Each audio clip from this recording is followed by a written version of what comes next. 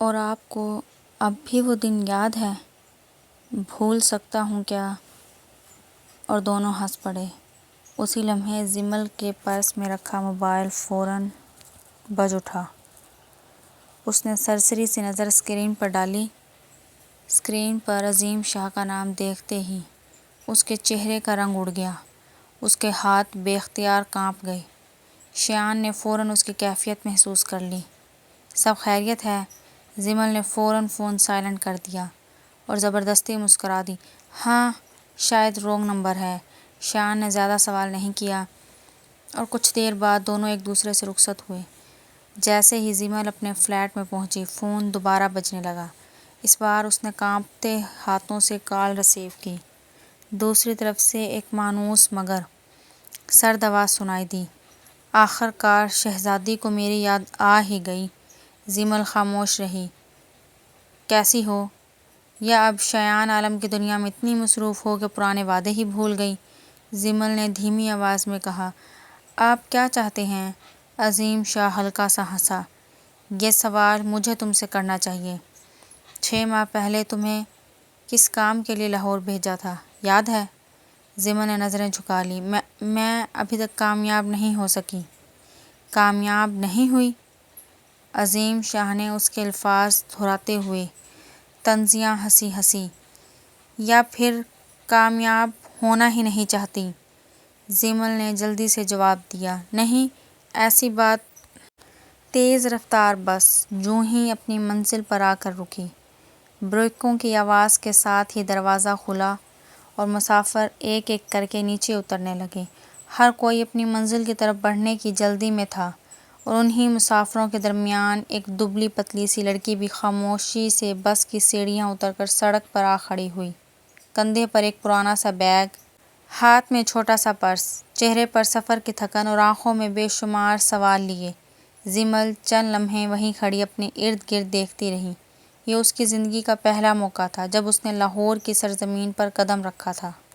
اس کی نظریں حیرت سے کبھی بلند و بالا عمارتوں پر ٹھہرتی، کبھی مصروف شاہراہوں پر دوڑتی گاڑیوں کو دیکھتی اور کبھی ہر سمت دکھائی دینے والی چہل پہل کو۔ لاہور پاکستان کا دل، روشنیوں، رونقوں اور بے پناہ زندگی سے بھرپور شہر۔ ایسا شہر جہاں دن نکلتے ہی سڑکیں جاگ اٹھتی تھیں، بازار آباد ہو جاتے تھے اور ہر چہرہ کسی نہ کسی منزل کی تلاش میں دکھائی دیتا تھا۔ جمل نے ہلکی سی مسکراہٹ کے ساتھ گہرا سانس لیا۔ کتنا خوبصورت شہر ہے، وہ بے اختیار آہستہ سے بولی، مگر اگلے ہی لمحے اس کی مسکراہٹ مدھم پڑ گئی۔ اسے اپنا مقصد یاد آ چکا تھا۔ وہ لاہور کی خوبصورتی دیکھنے نہیں آئی تھی بلکہ ایک ایسے مشن پر نکلی تھی جو کسی کی پوری زندگی بدل سکتا تھا۔ اس نے جلدی سے اپنے پرس سے تہہ کیا ہوا کاغذ نکالا تو اس پر لکھا پتہ دوبارہ پڑھا، ارد گرد نظر دوڑائی اور ایک رکشے کو اشارہ کیا۔ بھائی، اس پتے پر چلیں گے؟ رکشہ آہستہ آہستہ شہر کی مصروف سڑکوں پر رواں ہو گیا، جبکہ جمل کھڑکی سے باہر نظریں جمائے ہر منظر کو خاموشی سے دیکھ رہی تھی۔ کہیں مصروف بازار تھے، کہیں کیفے اور ریسٹورانٹس لوگوں سے بھرے ہوئے تھے، جبکہ ہر طرف دوڑتی گاڑیاں اس شہر کی تیز رفتار زندگی کا پتہ دے رہی تھیں۔ راستے بھر اس کے دل میں عجیب سی بے چینی تھی۔ وہ بار بار اپنے پرس میں رکھا ہوا کاغذ ٹٹولتی، پھر کھڑکی سے باہر دیکھنے لگتی۔ بس اپنا کام مکمل کرنا ہے اور اس کے بعد واپس کراچی چلی جاؤں گی، اس نے دل ہی دل میں خود کو تسلی دی۔ تقریباً 20 منٹ بعد رکشہ ایک نہایت ہی خوبصورت اور پروقار عمارت کے سامنے جا کر رک گیا۔ باجی، آپ کی منزل آ گئی۔ رکشے والے کی آواز پر جمل چونک کر حال میں واپس آئی۔ اس نے کرایہ ادا کیا اور آہستہ سے نیچے اتر گئی۔ جیسے ہی اس کی نظر سامنے موجود عمارت پر پڑی، وہ چند لمحوں کے لیے ساکت رہ گئی۔ اس کے سامنے سفید پتھروں سے بنی ایک شاندار لائبریری کھڑی تھی۔ اونچے ستون، شیشے کے وسیع دروازے، دونوں طرف رنگ برنگے پھولوں کی قطاریں، سبزہ زار اور اندر باہر جاتے لوگوں کی خاموش مگر پروقار چہل پہل۔ جمل نے اپنی زندگی میں اتنی بڑی لائبریری کبھی نہیں دیکھی تھی۔ اس کی نظریں حیرت سے عمارت کا جائزہ لے رہی تھی۔ یہ واقعی لائبریری ہے؟ اس کے لبوں سے بے اختیار نکلا۔ اس نے گہرا سانس لیا اور پرس میں رکھا ہوا کاغذ دوبارہ نکالا۔ اس پر صرف ایک جملہ لکھا تھا، وہ ہر روز صبح 11 بجے یہاں آتا ہے۔ زیمل نے گھڑی پر نظر ڈالی تو 11 بجنے میں صرف چند منٹ باقی تھے۔ اس کے دل کی دھڑکن بے اختیار تیز ہو گئی۔ شاید آج ہی میری اس سے ملاقات ہو جائے۔ وہ آہستہ آہستہ سیڑھیاں چڑھتی ہوئی لائبریری کے اندر داخل ہو گئی۔ اندر قدم رکھتے ہی ٹھنڈی ہوا کا جھونکا اس کے چہرے سے ٹکرایا۔ چاروں طرف ایسی خاموشی تھی کہ جیسے وقت بھی یہاں آ کر ٹھہر گیا ہو۔ لمبی لمبی کتابوں کی الماریاں، نفیس لکڑی کی میزیں، کتابوں میں مگن لوگ اور دیواروں پر لگی ہلکی زرد روشنی، ہر چیز اس جگہ کو ایک عجیب سا وقار بخش رہی تھی۔ زیمل آہستہ آہستہ چلتی ہوئی ارد گرد دیکھنے لگی۔ وہ اپنے مقصد سے زیادہ اس جگہ کی خوبصورتی میں کھو گئی تھی کہ اسی دوران ایک موڑ مڑتے ہوئے اس کی نظریں سامنے نہ جا سکی اور اچانک دھڑام وہ پوری شدت سے کسی سے ٹکرا گئی۔ اس کے ہاتھ میں موجود پرس نیچے گرا، جبکہ سامنے والے شخص کے ہاتھوں میں پکڑی کتابیں فرش پر بکھر گئیں۔ زیمل کا توازن بگڑا اور وہ بھی زمین پر گر گئی۔ یا اللہ! وہ جلدی سے خود کو سنبھالتے ہوئے اٹھی۔ مجھے معاف کیجیے، میری غلطی تھی، زیمل نے گھبراہٹ میں جلدی سے کہا، اور خود کو سنبھال کر کھڑی ہو گئی۔ سامنے موجود نوجوان بھی آہستہ آہستہ زمین سے اٹھنے کی کوشش کر رہا تھا کہ ایک لمحے کے لیے زیمل کی نظریں اس کے چہرے پر ٹھہر گئیں۔ سیاہ جینز، سفید رنگ کی ڈھیلی ڈھالی شرٹ، کلائی پر ایک نفیس گھڑی، ہلکے سے بکھرے ہوئے بال اور غیر معمولی وجاہت سے بھرپور چہرہ۔ وہ ایسا شخص تھا جس کی شخصیت میں بناوٹ نہیں بلکہ ایک خاموش رعب تھا۔ زیمل بے اختیار چند لمحے اسے دیکھتی رہ گئی۔ اس کے دل میں انجانے میں ایک ہی خیال ابھرا، کیا واقعی کوئی اتنا بھی خوبصورت ہو سکتا ہے؟ مگر اگلے ہی لمحے اس کی سوچ کا سلسلہ ٹوٹ گیا۔ وہ نوجوان اچانک جھک کر بے چینی سے فرش پر ہاتھ پھیرنے لگا۔ میرا چشمہ! اس کی آواز میں اضطراب صاف محسوس ہو رہا تھا۔ پلیز میرا چشمہ ڈھونڈ دیجیے۔ اس نے فوراً ادھر ادھر نظر دوڑائی تو میز کے پائے کے قریب ایک چشمہ پڑا تھا۔ وہ جلدی سے آگے بڑھی، مگر جیسے ہی اس نے چشمہ اٹھایا، اس کے ہاتھ ایک لمحے کے لیے رک گئے۔ شیشے بری طرح چٹک چکے تھے۔ زیمل نے بے اختیار اپنے ہونٹ دبا لیے۔ اوہ! یہ تو ٹوٹ گیا۔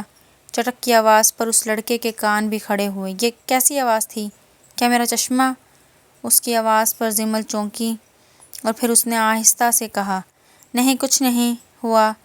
پھر اس نے سامنے بیٹھے نوجوان پر ایک نظر ڈالی جو اب بھی بے بسی سے اپنے چشمے کا انتظار کر رہا تھا۔ زیمل کے دل میں چند لمحوں کے لیے احساس ندامت جاگا، مگر اگلے ہی لمحے اسے اپنا مقصد یاد آ گیا۔ وہ یہاں کسی سے دوستی کرنے یا ہمدردی دکھانے نہیں آئی تھی۔ اس نے خاموشی سے ٹوٹا ہوا چشمہ اپنے بیگ میں رکھا، ایک گہری سانس لی اور بنا کچھ کہے تیز قدموں سے لائبریری سے باہر نکل گئی۔ اسے ذرا بھی اندازہ نہیں تھا کہ جس شخص کو وہ اس بے بسی کے عالم میں چھوڑ کر جا رہی تھی، وہی شایان عالم تھا جس کی زندگی تباہ کرنے کے لیے وہ لاہور آئی تھی۔ لائبریری سے نکلنے کے بعد زیمل سیدھی باہر آ گئی۔ اس کے قدم تو آگے بڑھ رہے تھے، مگر ذہن بار بار اس اجنبی نوجوان کے گرد گھوم رہا تھا۔ نہ جانے وہ اب کیسا ہوگا، کہیں اسے زیادہ چوٹ تو نہیں لگی۔ اگلے ہی لمحے اس نے خود کو جھٹکا دیا، مجھے اس سے کیا، میں یہاں کسی اور مقصد سے آئی ہوں۔ اس نے گہرا سانس لیا اور رکشہ لے کر اپنے کرائے کے چھوٹے سے کمرے میں واپس آ گئی۔ رات بھر وہ کروٹیں بدلتی رہی، بار بار اس کے ذہن میں وہی چہرہ آتا، بکھرے ہوئے بال، سفید شرٹ، پروقار انداز، اور پھر بے بسی سے اپنے چشمے کو ڈھونڈتے ہوئے یاد۔ اگلے ہی صبح ٹھیک 11 بجنے سے پہلے وہ دوبارہ اسی لائبریری میں موجود تھی۔ اس کی نظریں ہر آنے والے شخص پر ٹک جاتی، مگر وہ نوجوان کہیں دکھائی نہ دیا۔ اس نے تقریباً 2 گھنٹے انتظار کیا اور آخر کار مایوس ہو کر واپس لوٹ گئی۔ دوسرے دن وہ پھر آئی، اس بار بھی وہی خاموشی، وہی کتابیں اور وہی میزیں، مگر وہ شخص پھر نہیں آیا۔ تیسرے دن بھی اس نے صبح سے دوپہر تک انتظار کیا۔ ہر بار جب لائبریری کا دروازہ کھلتا تو اس کا دل بے اختیار دھڑک اٹھتا، مگر اندر آنے والا کوئی اور ہی ہوتا۔ چوتھے دن وہ کرسی پر بیٹھی گہری سوچوں میں کھوئی ہوئی تھی کہ اچانک اسے اپنا بیگ یاد آیا۔ اس نے فوراً بیگ کھولا تو اندر وہی ٹوٹا ہوا چشمہ محفوظ رکھا تھا۔ اس نے اسے ہاتھ میں لیا اور آہستہ سے بڑبڑائی، میں تو ان سے معافی بھی نہیں مانگ سکی۔ چند لمحے سوچنے کے بعد وہ اٹھ کر لائبریری کے استقبالیہ کاؤنٹر کی طرف بڑھ گئی۔ وہاں ایک عمر رسیدہ لائبریرین رجسٹر میں کچھ لکھ رہے تھے۔ معاف کیجیے گا، انہوں نے مسکرا کر سر اٹھایا۔ جی بیٹا، فرمائیے، جمیل نے ہلکی جھجک کے ساتھ کہا۔ چند دن پہلے میری یہاں ایک صاحب سے ٹکر ہو گئی تھی۔ اتفاق سے ان کا چشمہ بھی ٹوٹ گیا تھا۔ میں کئی دن سے ان کا انتظار کر رہی ہوں، لیکن وہ آ ہی نہیں رہے۔ کیا آپ انہیں جانتے ہیں؟ لائبریرین چند لمحے اسے غور سے دیکھتے رہے، پھر بولے، آپ کیوں پوچھ رہی ہیں؟ میں صرف ان سے معافی مانگنا چاہتی ہوں اور ان کا چشمہ واپس کرنا چاہتی ہوں۔ بوڑھے شخص کے چہرے پر اطمینان نمودار ہوا۔ اچھا، تو وہ آپ تھیں؟ جمیل نے چونک کر ان کی طرف دیکھا۔ جی بیٹا، وہ یہاں کے مستقل قاری ہیں، مگر 1 ہفتے سے نہیں آئے۔ جمیل کا دل دھک سے رہ گیا۔ سب خیریت تو ہے؟ لائبریرین نے آہ بھری۔ پوری بات تو مجھے بھی معلوم نہیں، البتہ ان کے گھر سے اطلاع آئی تھی کہ ان کی طبیعت ناساز ہے، اس لیے کچھ دن نہیں آ سکیں گے۔ جمیل نے فوراً کہا، اگر آپ برا نہ مانیں تو کیا آپ مجھے ان کا پتہ دے سکتے ہیں؟ میں صرف چشمہ واپس کر کے معافی مانگنا چاہتی ہوں۔ لائبریرین ہچکچائے۔ دراصل ہم کسی رکن کی ذاتی معلومات نہیں دیتے۔ جمیل نے ہاتھ میں پکڑا ہوا ٹوٹا چشمہ ان کے سامنے رکھ دیا۔ پلیز، یہ امانت میرے پاس ہے، جب تک میں یہ واپس نہیں کروں گی میرے دل کا بوجھ کم نہیں ہوگا۔ بوڑھے شخص نے اس کی آنکھوں میں سچی ندامت دیکھی۔ کچھ لمحے سوچنے کے بعد انہوں نے رجسٹر کھولا اور ایک کاغذ پر پتہ لکھا اور اس کی طرف بڑھا دیا۔ یہ ان کی رہائش کا پتہ ہے، مگر اگر وہ آرام کر رہے ہوں تو زیادہ دیر مت رکیے گا۔ جمیل کے چہرے پر سکون اتر آیا۔ بہت شکریہ۔ اس نے کاغذ مضبوطی سے تھاما اور تیزی سے لائبریری سے باہر نکل گئی۔ آدھے گھنٹے بعد رکشا شہر کے پوش علاقے میں داخل ہو چکا تھا۔ جمیل حیرت سے کھڑکی سے باہر دیکھ رہی تھی۔ چوڑی سڑکیں، دونوں طرف سرسبز درخت اور ایک سے بڑھ کر ایک شاندار بنگلے۔ اچانک رکشا ایک عظیم الشان سفید محل نما کوٹھی کے سامنے جا کر رک گیا۔ باجی، یہی پتہ ہے؟ جمیل نے نظریں اٹھا کر سامنے دیکھا تو حیرت سے اس کی آنکھیں پھیل گئیں۔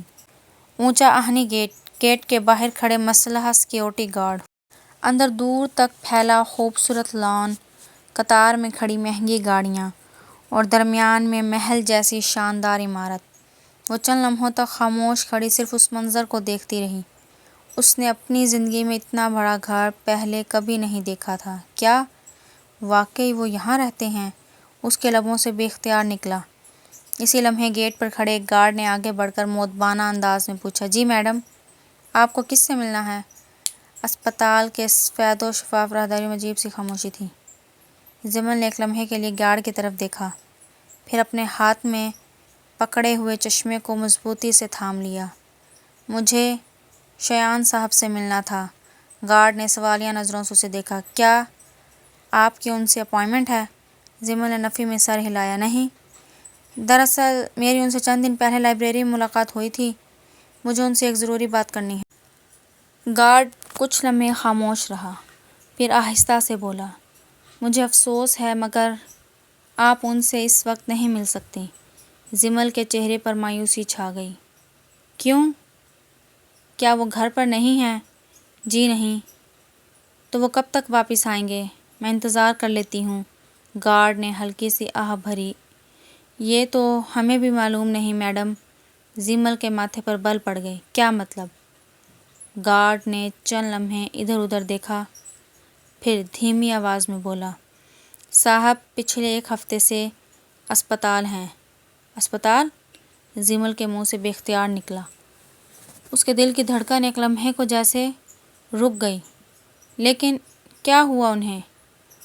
اصل مسئلہ ان کی بینائی کا ہے۔ جمل کی انگلیاں بے اختیار اس چشمے پر مزید مضبوط ہو گئیں۔ گارڈ نے بات جاری رکھی۔ صاحب کی نظر بہت کمزور ہے۔ وہ خاص قسم کے چشمے اور کانٹیکٹ لینز استعمال کرتے ہیں۔ سنا ہے کہ ان کا چشمہ ٹوٹ گیا تھا اور لینز بھی استعمال نہیں ہو پا رہے۔ اسی وجہ سے انہیں شدید سر درد رہنے لگا۔ ڈاکٹرز نے مکمل آرام کا مشورہ دیا ہے، اس لیے وہ گزشتہ ہفتے سے اسپتال میں ہی داخل ہیں۔ ہر لفظ جمل کے دل پر ہتھوڑے کی طرح لگ رہا تھا۔ اس کی آنکھوں کے سامنے وہی لائبریری والا منظر گھوم گیا۔ لائبریری کا خاموش حال اور بے بسی سے بار بار کہتا ہوا شایان کا چہرہ، میرا چشمہ۔ جمل کی آنکھوں میں نمی تیرنے لگی۔ وہ خود سے نفرت محسوس کرنے لگی تھی۔ یہ سب میری وجہ سے ہوا۔ اس نے بمشکل اتنا کہا۔ گارڈ اس کی بات تو نہ سمجھ سکا۔ جی، آپ نے کچھ کہا؟ جمل نے جلدی سے سر ہلایا۔ نہیں، کچھ نہیں۔ پھر چند لمحے خاموش رہنے کے بعد اس نے ہمت کر کے پوچھا، کیا آپ مجھے اسپتال کا نام بتا سکتے ہیں؟ گارڈ نے ایک کاغذ پر اسپتال کا نام اور وارڈ نمبر لکھ کر اس کی طرف بڑھا دیا۔ اگر آپ واقعی ان سے ملنا چاہتی ہیں تو شاید وہیں مل جائیں۔ جمل نے کانپتے ہاتھوں سے وہ پرچی لی۔ شکریہ کہہ کر وہ تیزی سے واپس مڑی۔ اب اس کے قدموں میں پہلے والی ہچکچاہٹ نہیں تھی۔ اس کے دل میں صرف ایک ہی بات گونج رہی تھی، مجھے ان سے معافی مانگنی ہے، چاہے کچھ بھی ہو جائے۔ چند ہی منٹ بعد وہ دوبارہ ایک رکشے میں بیٹھی اور اسپتال کی طرف جا رہی تھی۔ راستے بھر اس نے اپنے بیگ میں رکھا ہوا ٹوٹا ہوا چشمہ سینے سے لگا رکھا تھا اور دل ہی دل میں وہ شکر ادا کر رہی تھی کہ اس نے کل رات چشمہ جوڑ لیا تھا۔ اب وہ اسے استعمال کر سکیں گے اور ہر گزرتے لمحے کے ساتھ اس کی بے چینی بھی بڑھتی جا رہی تھی۔ وہ صرف یہی دعا کر رہی تھی، یا اللہ، بس ایک بار وہ مجھے معاف کر دیں۔ اسی بے چینی کے ساتھ رکشہ شہر کے سب سے بڑے نجی اسپتال کے مرکزی دروازے کے سامنے جا کر رک گیا۔ وہ بوجھل قدموں کے ساتھ اندر داخل ہوئی۔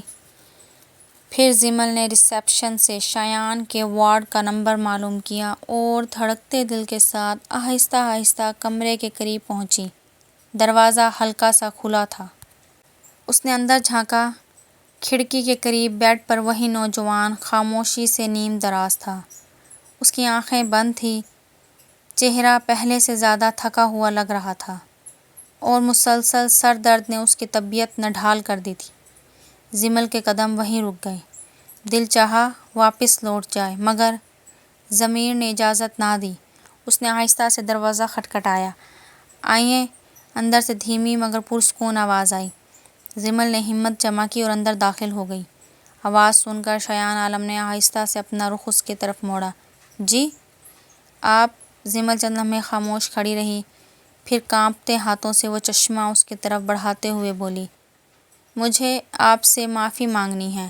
شایان نے حیرت سے اس کی آواز پہچاننے کی کوشش کی۔ ہم پہلے مل چکے ہیں؟ جمل کی آنکھیں جھک گئی۔ جی، لائبریری میں، جس دن آپ کا چشمہ ٹوٹا تھا۔ وہ غلطی میری تھی۔ کمرے میں چند لمحے کے لیے مکمل خاموشی چھا گئی۔ شایان عالم نے کوئی جواب نہیں دیا۔ جمل کی دھڑکن مزید تیز ہو گئی۔ میں ڈر گئی تھی، اس لیے سچ نہیں بتا سکی، لیکن اس دن کے بعد ہر روز میں لائبریری گئی، آپ کا انتظار کیا، پھر آپ کے گھر پہنچی تو وہاں مجھے معلوم ہوا کہ آپ اسپتال میں ہیں۔ اس کی آواز رند گئی۔ مجھے واقعی بہت افسوس ہے۔ اگر ممکن ہو تو مجھے معاف کر دیجیے۔ یہ کہتے ہوئے اس نے چشمہ اس کے ہاتھ میں رکھ دیا۔ شایان نے آہستہ سے چشمہ پہنا۔ چند لمحوں بعد اس کی دھندلی دنیا کچھ حد تک صاف ہونے لگی۔ اگرچہ نظر مکمل درست نہیں آئی مگر پہلے سے کافی بہتر تھی۔ اس نے پہلی بار جمل کے چہرے کو غور سے دیکھا۔ سادہ لباس، معصوم سی شکل اور آنکھوں میں صاف چھلکتی ندامت۔ وہ چند لمحے خاموش اسے دیکھتا رہا۔ پھر اس کے ہونٹوں پر ہلکی سی مسکراہٹ آئی۔ غلطی جان بوجھ کر نہیں ہوئی تھی، اور جو اپنی غلطی ماننے آ جائے اسے سزا نہیں دی جاتی۔ جمل نے حیرت سے اس کی طرف دیکھا۔ یعنی آپ نے مجھے معاف کر دیا؟ شایان نے اثبات میں سر ہلایا۔ ہاں، لیکن ایک شرط پر۔ شرط؟ آئندہ چلتے ہوئے سامنے بھی دیکھ لیا کیجیے۔ اس کی بات سن کر جمل بے اختیار ہنس پڑی، اور کئی دنوں سے اس کے دل پر رکھا بوجھ جیسے ایک لمحے میں ہلکا ہو گیا۔ اسی وقت ڈاکٹر کمرے میں داخل ہوئے۔ انہوں نے شایان کا معائنہ کیا اور مسکراتے ہوئے بولے، اب طبیعت کافی بہتر ہے۔ اگر آرام کرتے رہے تو آج شام آپ کو ڈسچارج کر دیا جائے گا۔ شایان نے ایک نظر جمل کی طرف دیکھا، پھر ڈاکٹر کی بات پر خاموشی سے مسکرا دیا۔ اسپتال سے ڈسچارج ہونے کے بعد شایان عالم نے سب سے پہلے جمل کا شکریہ ادا کیا۔ اگر وہ چاہتی تو اس دن لائبریری سے خاموشی سے چلی جاتی، مگر وہ واپس آئی، اپنی غلطی مانی اور ٹوٹا ہوا فریم بھی جوڑ کر لے آئی۔ یہی بات شایان کے دل کو چھو گئی تھی۔ چند دن بعد شایان نے خود جمل کو فون کیا۔ آج شام اگر آپ مصروف نہ ہوں تو ایک کافی میرے طرف سے۔ جمل چند لمحے خاموش رہی، پھر ہلکی سی مسکراہٹ کے ساتھ بولی، صرف اس لیے کہ میں نے آپ کا چشمہ توڑا تھا؟ شایان ہنس پڑا۔ نہیں، اس لیے کہ آپ نے اسے واپس بھی تو کیا تھا۔ اسی شام دونوں کی پہلی باقاعدہ ملاقات ایک پرسکون کافی شاپ میں ہوئی۔ ابتدا میں گفتگو صرف رسمی رہی، مگر آہستہ آہستہ باتوں کا سلسلہ بڑھتا گیا۔ شایان کو حیرت ہوتی تھی کہ جمل چھوٹی چھوٹی باتوں پر کتنی سادگی سے خوش ہو جاتی ہے، جبکہ جمل کو حیرت تھی کہ اربوں کی کمپنی کا مالک ہونے کے باوجود شایان میں ذرا سا بھی غرور نہیں۔ اسی طرح وقت گزرتا گیا۔ اب کبھی شایان اسے کئی نئی کتاب کی تقریب میں لے جاتا، کبھی دونوں لائبریری میں گھنٹوں بیٹھ کر اپنے پسندیدہ مصنفین پر باتیں کرتے، کبھی شام ڈھلے لاہور کی روشن سڑکوں پر کافی ہاتھ میں لیے خاموشی سے چہل قدمی کرتے، تو کبھی کسی پرانے ریسٹورینٹ میں بیٹھ کر کھانا کھاتے ہوئے ایک دوسرے کی باتوں پر بے اختیار ہنس پڑتے۔ رفتہ رفتہ شایان نے اپنے دفتر کے دروازے بھی اس کے لیے کھول دیے۔ اب جمل کبھی کبھار اس سے ملنے دفتر بھی چلی جاتی۔ کمپنی کے ملازمین بھی اسے عزت دینے لگے تھے، کیونکہ وہ جانتے تھے کہ ان کے سخت مزاج سی ای او صرف اسی لڑکی کے سامنے بے تکلف مسکراتے ہیں۔ اگر کسی دن ملاقات نہ ہو پاتی تو دونوں گھنٹوں فون پر بات کرتے۔ کبھی شایان اپنے مصروف دن کی تھکن صرف جمل کی آواز سن کر بھول جاتا، تو کبھی جمل اپنی مرضی کے سارے دکھ اس سے بات کرتے ہوئے بھلا دیتی۔ دیکھتے ہی دیکھتے 6 ماہ گزر گئے۔ ان 6 مہینوں میں جمل کی زندگی جیسے بدل گئی تھی۔ اس نے پہلی بار محسوس کیا تھا کہ کوئی اس کی فکر بھی کرتا ہے، کوئی وقت پر کھانا کھانے کی یاد بھی دلاتا ہے، کوئی اس کی خاموشی سے بھی اس کا حال سمجھ لیتا ہے، اور شاید پہلی بار کسی نے اسے بے غرض اپنا سمجھا تھا۔ دوسری طرف شایان عالم بھی اب خود سے ایک حقیقت چھپا نہیں پا رہا تھا۔ وہ ہر صبح جمل کی آواز سننا چاہتا تھا، ہر شام اس سے ملنے کا بہانہ ڈھونڈتا تھا، اور جب کبھی وہ 2 دن نہ ملتی تو اسے بے چینی ہونے لگتی۔ دونوں کے دلوں میں محبت خاموشی سے جگہ بنا چکی تھی، مگر ابھی تک کسی نے اپنے جذبات کا اظہار نہیں کیا تھا۔ انہیں کیا معلوم تھا کہ ان کی خوشیوں پر ایک ایسا طوفان منڈلا رہا ہے جو صرف ان کی محبت ہی نہیں بلکہ ان کے اعتماد کو بھی ہمیشہ کے لیے آزمائش میں ڈالنے والا تھا۔ پلک جھپکتے ہی 6 ماہ گزر گئے۔ ان 6 مہینوں میں نہ صرف موسم بدلے تھے بلکہ کئی زندگیاں بھی بدل چکی تھیں۔ جمل، جو کبھی کراچی کی ایک تنگ گلی میں واقع چھوٹے سے کمرے میں اپنی قسمت کو کوستی تھی، آج پہلے سے کہیں زیادہ مطمئن دکھائی دیتی تھی۔ اس کے چہرے پر اب اداسی کے بجائے سکون رہنے لگا تھا۔ وجہ صرف ایک تھی، شایان عالم، وہ شخص جس کو وہ صرف پیسوں کے لیے برباد کرنے آئی تھی۔ اس سے ملنے کے بعد اس کی زندگی ہی بدل گئی۔ وہ شخص جس سے اس کی پہلی ملاقات ایک حادثے کی صورت میں ہوئی تھی، آج اس کی زندگی کا سب سے خوبصورت حصہ بن چکا تھا۔ ایک شام دونوں لاہور کے خوبصورت پارک میں خاموشی سے ساتھ چل رہے تھے۔ ہلکی ہلکی ہوا چل رہی تھی اور درختوں کے پتے سرسرا رہے تھے اور ڈوبتے سورج کی سنہری روشنی ہر طرف پھیل رہی تھی۔ شایان نے اچانک مسکراتے ہوئے کہا، "زمل، تم جانتی ہو میری زندگی میں سب سے عجیب اتفاق کیا تھا؟" زمل نے سوالیہ نظروں سے اس کی طرف دیکھا۔ "کون سا؟" شایان ہنس پڑا۔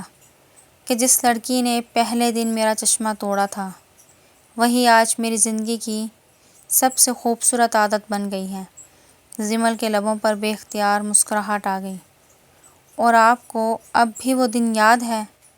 "بھول سکتا ہوں کیا؟" دونوں ہنس پڑے اور اسی لمحے زمل کے پرس میں رکھا موبائل فون بج اٹھا۔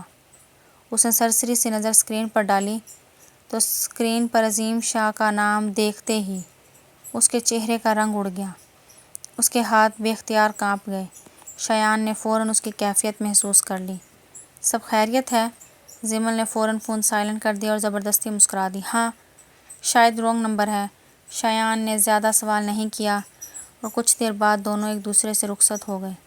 جیسے ہی زمل اپنے فلیٹ میں پہنچی، فون دوبارہ بجنے لگا۔ اس بار اس نے کانپتے ہاتھوں سے کال ریسیو کی۔ دوسری طرف سے ایک مانوس مگر سرد آواز سنائی دی، "آخر کار شہزادی کو میری یاد آ ہی گئی۔" زمل خاموش رہی۔ "کیسی ہو؟ یا اب شایان عالم کی دنیا میں اتنی مصروف ہو کہ پرانے وعدے ہی بھول گئی؟" زمل نے دھیمی آواز میں کہا۔ "آپ کیا چاہتے ہیں؟" عظیم شاہ ہلکا سا ہنسا۔ "یہ سوال مجھے تم سے کرنا چاہیے۔ 6 ماہ پہلے تمہیں کس کام کے لیے لاہور بھیجا تھا، یاد ہے؟" زمل نے نظریں جھکا لیں۔ میں ابھی تک کامیاب نہیں ہو سکی۔" "کامیاب نہیں ہوئی؟" عظیم شاہ نے اس کے الفاظ دہراتے ہوئے طنزیہ ہنسی۔ "یا پھر کامیاب ہونا نہیں چاہتی؟" زمل نے جلدی سے جواب دیا۔ "نہیں، ایسی بات نہیں ہے۔" "تو پھر سچ بتاؤ۔" اس کی آواز یکدم سخت ہو گئی۔ "کیا تم واقعی مجھے بے وقوف سمجھتی ہو؟" زمل کی دھڑکن تیز ہو گئی۔ عظیم شاہ نے ایک ایک لفظ پر زور دیتے ہوئے کہا، "مجھے سب معلوم ہے۔" "کیا معلوم ہے؟" "یہی کہ تم روز شایان عالم کے ساتھ ہوتی ہو، کبھی اس کے آفس، کبھی کافی شاپ اور کبھی اس کی گاڑی میں اور کبھی اس کے گھر۔" زمل کے ہاتھ سے موبائل پھسلتے پھسلتے بچا۔ اس کی سانسیں جیسے رک گئی۔ وہ حیرت سے بولی، آپ کو یہ سب کیسے معلوم؟" عظیم شاہ کے لہجے میں غرور صاف جھلک رہا تھا۔ "میں کھیل آدھا نہیں کھیلتا زمل۔ جس دن تم نے میرا کام قبول کیا تھا، اسی دن سے تم دونوں پر نظر رکھی جا رہی ہے۔" زمل کی آنکھوں میں خوف اتر آیا۔ اسے پہلی بار احساس ہوا کہ شاید گزشتہ 6 ماہ میں وہ کبھی بھی واقعی تنہا نہیں تھی۔ ہر ملاقات، ہر مسکراہٹ شاید اس کی نظروں میں محفوظ ہو چکی تھی۔ عظیم شاہ کی آواز دوبارہ سنائی دی، "اب بہت ہو گیا۔ مجھے شایان عالم کی بربادی چاہیے، اور وہ بھی جلد۔" زمل نے آنکھیں بند کر لیں۔ اس کے ذہن میں شایان کی مسکراہٹ، اس کا اعتماد، اس کی بے لوث محبت، سب ایک ساتھ گردش کرنے لگا۔ وہ آہستہ سے بولی، میں یہ نہیں کر سکتی۔ فون کی دوسری طرف چند لمحوں کے لیے خاموشی چھا گئی اور پھر عظیم شاہ کی ٹھنڈی آواز سنائی دی، "سوچ لو زمل، کیونکہ اگلی بار میں صرف تم سے بات نہیں کروں گا۔" عظیم شاہ کی آخری بات سن کر زمل کے جسم میں سنسنی سی دوڑ گئی۔ "اگلی بار میں صرف تم سے بات نہیں کروں گا؟" اس کی آواز میں ایسی سرد مہری تھی کہ زمل کے ہاتھ بے اختیار کانپ اٹھے۔ آپ کا مطلب کیا ہے؟" چند لمحے خاموش رہی، پھر عظیم شاہ نہایت پرسکون لہجے میں بولا، "تمہاری ماں ابھی کراچی میں اکیلی رہتی ہے نا؟" زمل کا دل جیسے ایک لمحے کے لیے دھڑکنا بھول گیا۔ "میری ماں کا نام زبان پر بھی مت لائیے۔" وہ تقریباً چیخ اٹھی۔ عظیم شاہ ہلکا سا ہنسا، "دیکھا، ابھی بھی تمہیں اپنے مقصد سے زیادہ اپنی ماں کی فکر ہے۔" زمل کی آنکھوں سے آنسو بہنے لگے۔ "براہ کرم انہیں کچھ مت کیجیے، پھر میرا کام مکمل کرو۔" لیکن شایان نے میرا کیا بگاڑا ہے؟ پہلی بار زمل نے ہمت کر کے سوال کیا۔ وہ تو بہت اچھے انسان ہیں، انہوں نے ہمیشہ میرا ساتھ دیا، میری عزت کی، میری مدد کی، میں ان کے ساتھ دھوکہ نہیں کر سکتی۔ عظیم شاہ کا لہجہ اچانک سخت ہو گیا۔ مجھے اس کی اچھائی یا برائی سے کوئی مطلب نہیں، مجھے صرف اپنی منزل چاہیے، اور میری منزل ہے شایان عالم کی بربادی۔ زمل خاموش ہو گئی، اس کے پاس کوئی جواب نہیں تھا۔ عظیم شاہ نے آخری بار کہا، میں تمہیں صرف چند دن دیتا ہوں، اگر اس کے بعد بھی تم نے کوئی قدم نہ اٹھایا تو پھر جو نقصان ہوگا اس کی ذمہ دار صرف تم ہوگی۔ اتنا کہہ کر اس نے فون کاٹ دیا، اور یہ سنتے ہی زمل کی آنکھوں سے بے اختیار آنسو بہنے لگے۔ یہ سوچ کر ہی اس کا دل پھٹ رہا تھا کہ وہ اس شایان کو دھوکہ دے نہیں، وہ ایسا ہرگز نہیں کرے گی۔ ایک ہی شخص تو ہے اس دنیا میں جو اس کو چاہتا ہے، اور میں اس کا بھروسہ نہیں توڑ سکتی۔ یہ سوچتے وہ پھوٹ پھوٹ کر رونے لگی۔ کمرے میں خوفناک خاموشی چھا گئی۔ زمل وہیں فرش پر بیٹھ گئی، اس کی آنکھوں سے مسلسل آنسو بہہ رہے تھے۔ ایک طرف اس کی ماں اور دوسری طرف شایان عالم، دونوں میں سے کسی ایک کو بھی کھونے کا وہ تصور بھی نہیں کر سکتی تھی۔ اگلے چند دنوں میں سب کچھ بدل گیا۔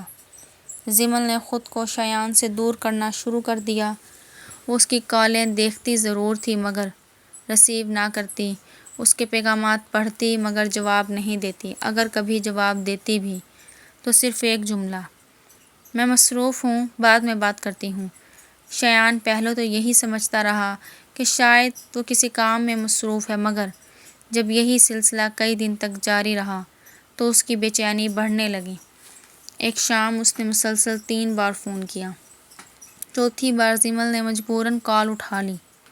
زمل، سب ٹھیک ہے؟ شایان کی آواز میں صرف پریشانی تھی۔ ہاں، سب ٹھیک ہے۔ اگر سب ٹھیک ہے تو تم مجھ سے مل کیوں نہیں رہی؟ زمل نے آنکھیں بند کر لی۔ اس کا دل چاہ رہا تھا کہ سب کچھ سچ سچ بتا دے، مگر عظیم شاہ کی دھمکی اس کے کانوں میں گونج رہی تھی۔ میری طبیعت کچھ ٹھیک نہیں، اس نے جھوٹ بول دیا۔ شایان چند لمحے خاموش رہا، پھر نرمی سے بولا، امید کرتی ہوں کہ کہانی آپ لوگوں کو اچھی لگی ہوگی۔ اگلے پارٹ کے لیے چینل کو لائک، شیئر، سبسکرائب ضرور